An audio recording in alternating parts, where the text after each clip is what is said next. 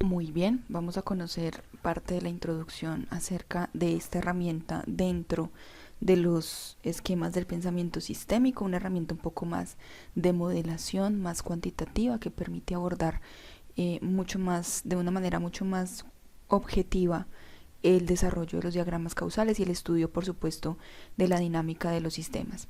Se trata de los diagramas Forrester. Los diagramas Forrester son aquel grupo de, digámoslo así, de símbolos que permiten explicar de manera cuantitativa lo planteado en un diagrama causal. Forrester, su autor, directamente ingeniero del Instituto Tecnológico de Massachusetts en Estados Unidos, desarrolló esta metodología desde la base de los principios de entradas, procesos, salidas y retroalimentaciones que viene desde la cibernética propiamente durante la década de los 50. Su primera aplicación fue el análisis de la estructura de una empresa norteamericana y el estudio de las oscilaciones muy acusadas en las ventas en esta empresa. Lo publicó en un texto que lo llamó Industrial Dynamics, y a partir de este texto pues vino todo el auge alrededor de este nuevo enfoque como una metodología para la modelación de la dinámica de los sistemas.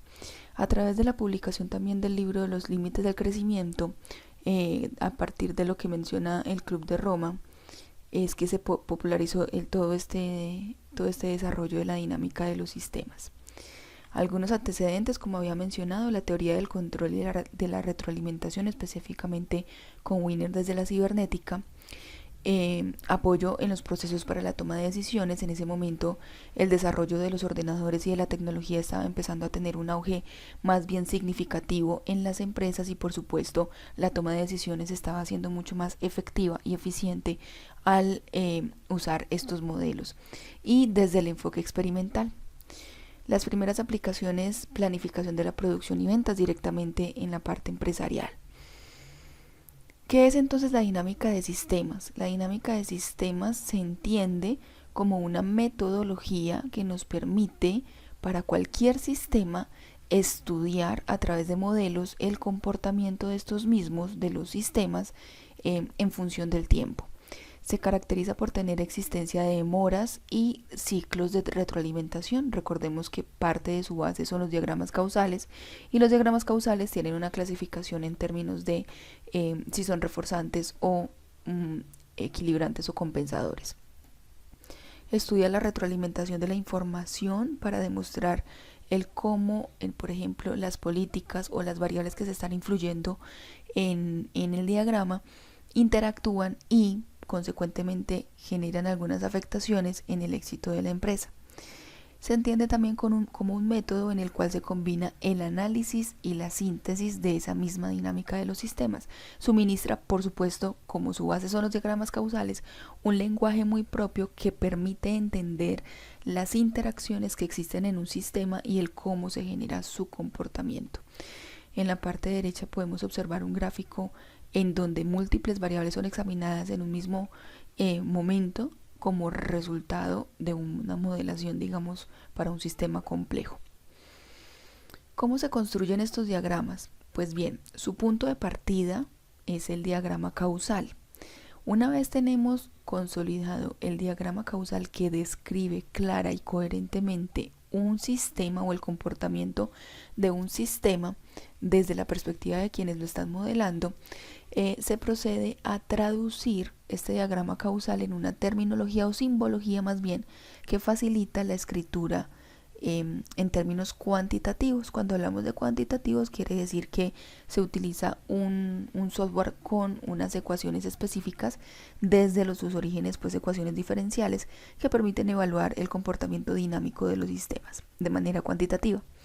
¿Qué elementos tiene este diagrama? Tiene 6 elementos específicos: variables de estado o niveles, descritos como un rectángulo o simbolizados por un rectángulo, y dentro del rectángulo se puede ubicar el nombre asociado a la variable de interés.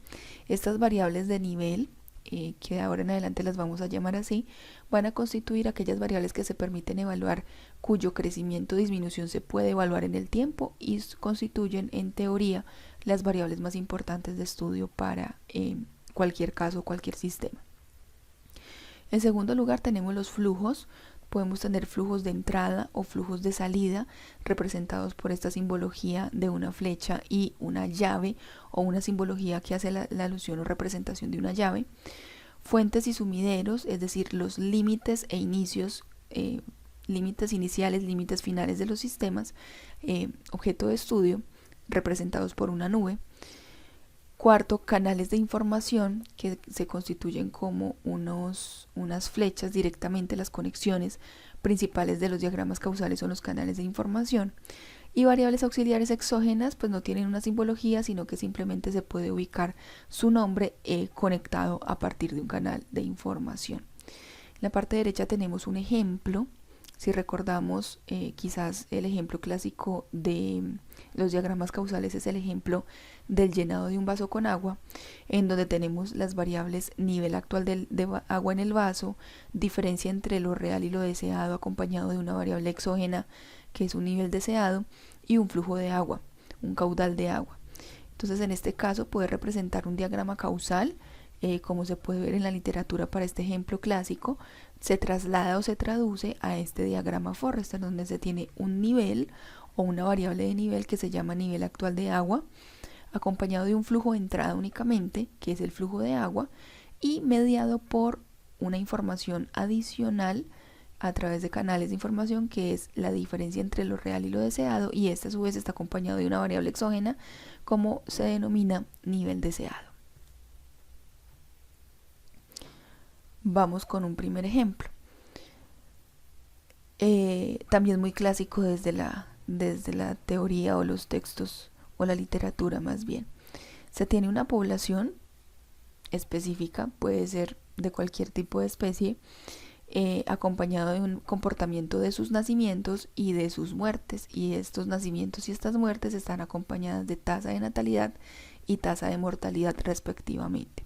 Tenemos un ciclo reforzante entre población y nacimientos y un ciclo equilibrante o compensador entre población y muertes.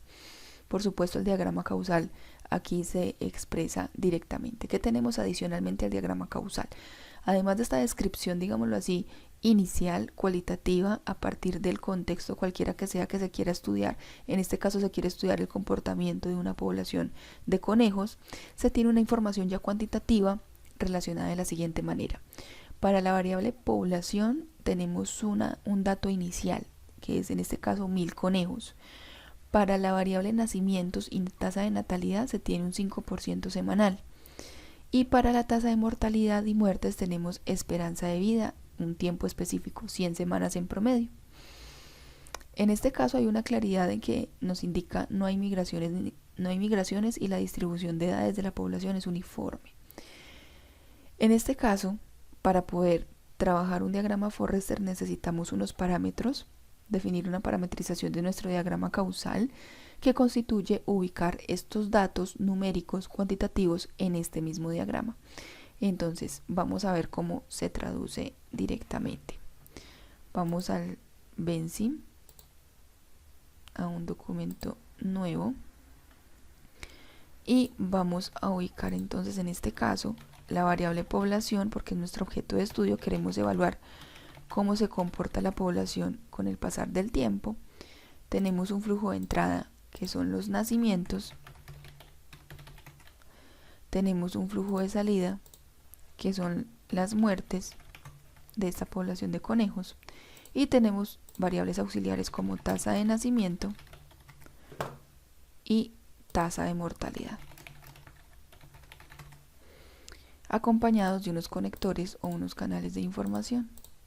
Entonces, en este caso, las tasas son información cuantitativa que se suministra para poder evaluar algún tipo de comportamiento de los flujos de entrada y de salida respectivamente. ¿Cómo parametrizamos entonces este ejercicio?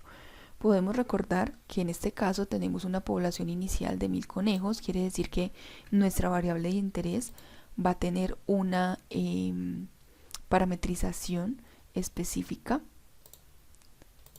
asociada entonces en este caso a una cantidad inicial, valor inicial 1000 conejos. Simplemente aquí podemos tener pues muchas funciones expresadas, simplemente una población inicial de 1000, tasa de natalidad del 5% semanal, tasa de nacimientos, en este caso del 0.05, y una tasa de mortalidad de 100 o una expectativa de vida de 100 semanas.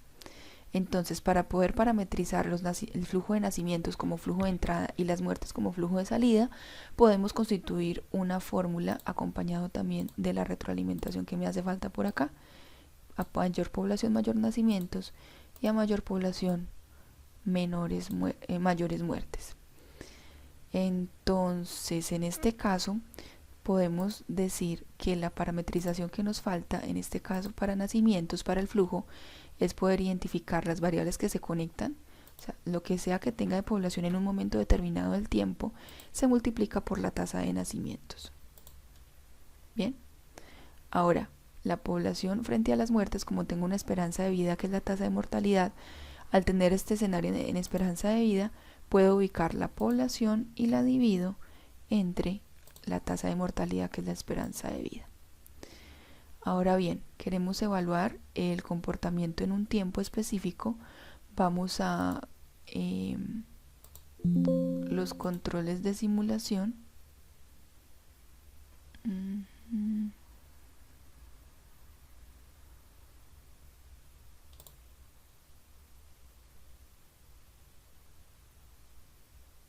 Configuraciones del modelo. Hay que guardarlo primero.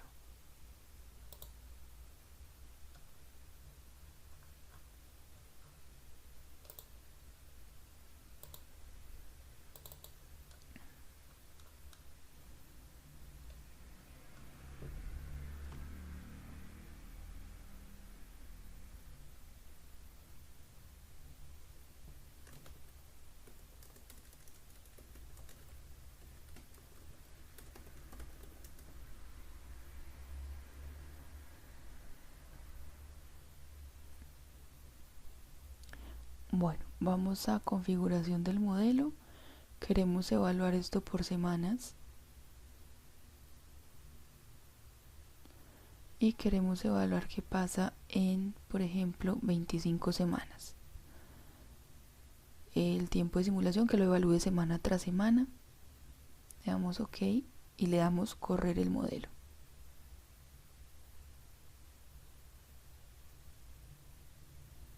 Simulación actualizada. Vamos a evaluar entonces un gráfico. En este caso queremos evaluar la población, cómo es el comportamiento. A partir de esa tasa de nacimientos y esa tasa de mortalidad definida con los parámetros que hemos dicho, tenemos este tipo de comportamiento en las 25 semanas siguientes. ¿Qué pasa si la esperanza de vida, por ejemplo, se ve modificada?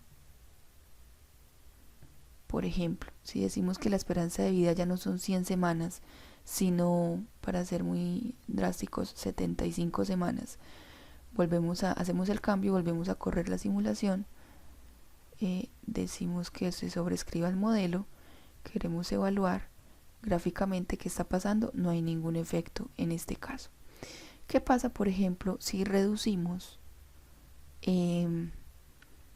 la tasa de nacimientos?